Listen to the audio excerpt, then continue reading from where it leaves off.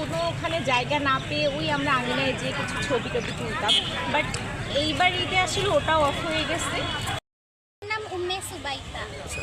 আজকে এখানে আমি বেড়াইতে আসছি। এখানে অনেক সুন্দর গাছপালা আছে, অনেক প্রকৃতিটা অনেক সুন্দর।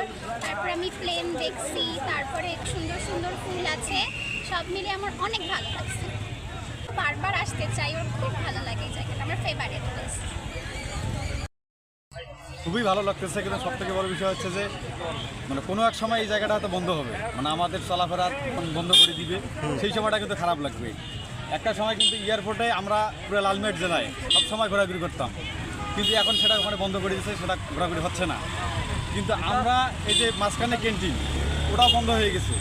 এখন যদি লাস্ট এই ভার্সিটির মাঠে আমাদেরকে আসা যাওয়া বন্ধ করে দেয়, তাহলে কিন্তু আমরা এই ঈদের সময়টা আনন্দ উপভোগ করতে পারবো। এই ক্যান্টিনে যদি আবার পুনরায় চালু করে দেওয়া হয়, প্লাস এই যে অন্তপক্ষে এই ঈদের সময় এই এভিয়েশন বিশ্ববিদ্যালয় তাদের সবসময় খুলে দেওয়া হয়, যাতে আমরা ফ্যামিলি সহ প্লাস ভাই বেড়াদার সবাই মিলে এসে ঘুরতে পারি।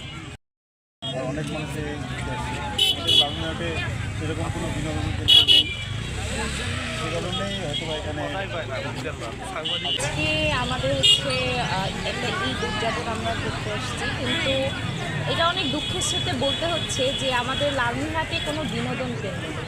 আগে যেমন হচ্ছে আঙিনা ছিল, তা আমরা কোনোখানে জায়গা না পেয়ে ওই আমরা আঙিনায় যেয়ে কিছু ছবি টবি তুলতাম, বাট এইবার ঈদে আসলে ওটাও অফ হয়ে গেছে।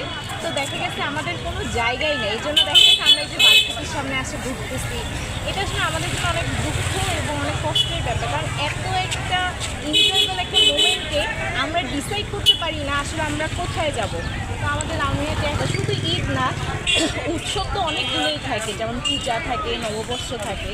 তো এইসব ফেস্টিভ্যালে যেন আমরা নিজেদের মানে আনন্দটাকে অনেক সুন্দর করে উপভোগ করতে পারি।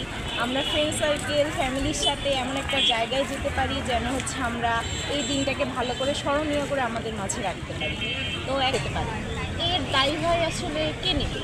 আমিও নেব না, বা হচ্ছে কাউকে দিতেও পারবো না, কারণ সেও বাধ্য হয়ে এখানে ঘুরতে এসেছে এবং আমিও বাধ্য হয়ে এখানটায় মানে কী বলবো, এখানে কিছু নেই। এই জন্য আমি আশা করবো যে নিরাপত্তার ব্যাপারটাকে দেখতে এখানে একটা খোলামেলা জায়গা যেহেতু পেয়েছি, মাথায় অনেক চিন্তা ভাবনা ছিল যে আসলে আমি কোথায় যাব। একবার ভাবছিলাম তিস্তা যাবো, পরে ভাবলাম যে না, ওয়েদারের বৃষ্টি চলে আসতে পারে, তো ওইটা ক্যান্সেল করলাম।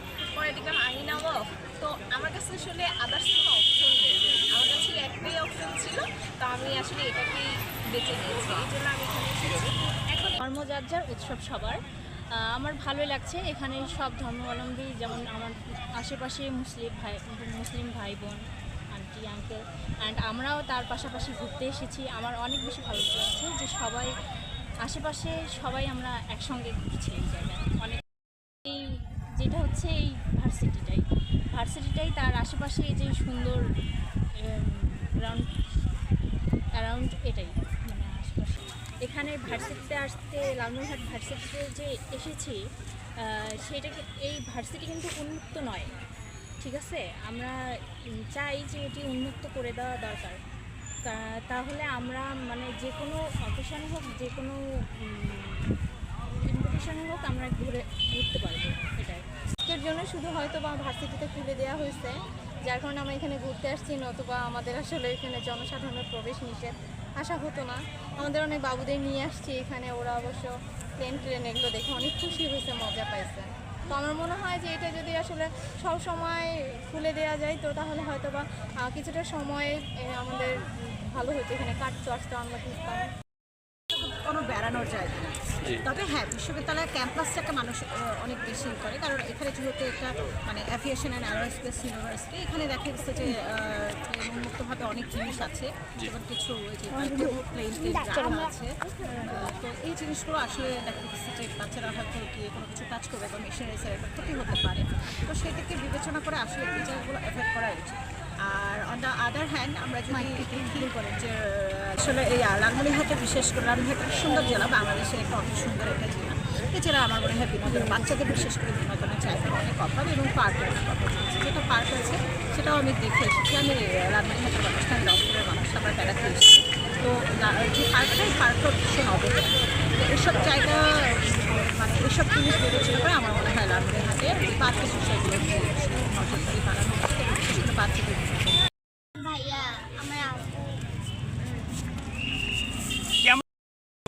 আগে এয়ারপোর্টটা উন্মুক্ত ছিল, এখন বন্ধ হয়েছে। এখন এই জায়গাটা খুলতেছে, এখানে খুবই ভালো লাগছে। এখানে খোলা থাকে আরও ভালো। তবে একবার আসছিলাম, পরে দেখে এটা বন্ধ। তবে আজকের দিনে বা সব সময় যদি এটা খোলা রাখতো তাহলে ভালো হতো, কারণ মানুষের আসলে সব কিছুর পাশাপাশি একটু বিনোদনের প্রয়োজন আছে।